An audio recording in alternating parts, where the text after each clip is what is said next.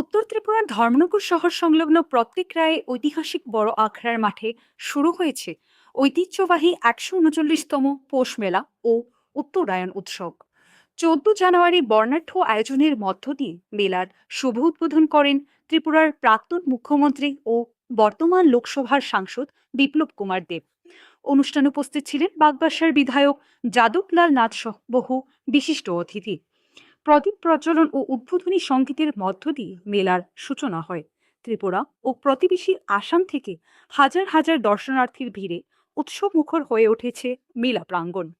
নানা রকম জিনিসের দোকান, খাবারের স্টল, নাগরদোলা ও বিনোদনের ব্যবস্থায় ঐতিহ্য ও আনন্দের মিলনস্থলে পরিণত হয়েছে এই পৌষ মেলা। আগামী 18 জানুয়ারি পর্যন্ত চলবে এই ঐতিহ্যবাহী উৎসব। এই যুদ্ধে তো বিশ্বদেবকে মারার মতো কারোর ক্ষমতা নেই। বিশ্বদেব চলে গেলেন সরসজ্জায়।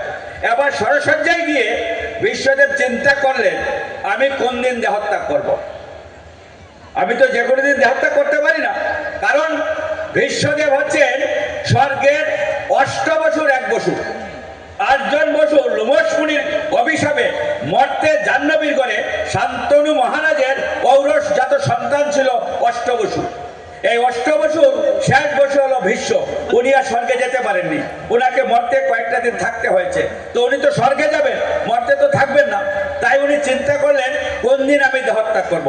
শেষমেশ ঠিক করলেন যে যেদিন উত্তরায়ণ শুরু হবে, মকর সংক্রান্তি শুরু হবে, সূর্যদেব মকর রাশিতে প্রবেশ করবেন, উত্তরায়ণ শুরু হবে, স্বর্গের দরজা খুলবে, আমি ওই দিন দেহত্যাগ করে সরাসরি স্বর্গধামে বৈকুণ্ঠ ধামে চলে যাব।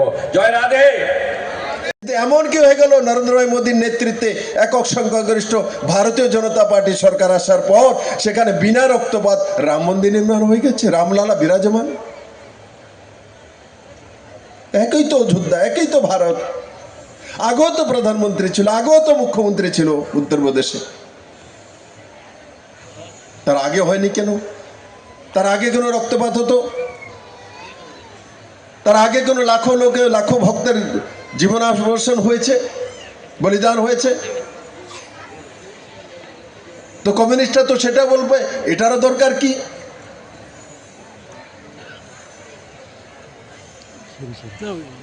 আজকে ত্রিপুরাতে ভারতীয় জনতা পার্টির সরকার আসে বলে আমরা এই শব্দগুলি এখন কম শুনি, এরা বলে না। এখন আপনাকে বলবে না মন্দিরে যাবেন না,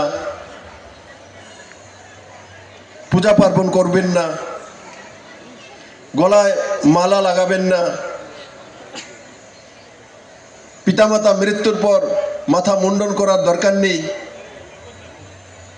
শ্রাদ্ধ শান্তির প্রয়োজন নেই।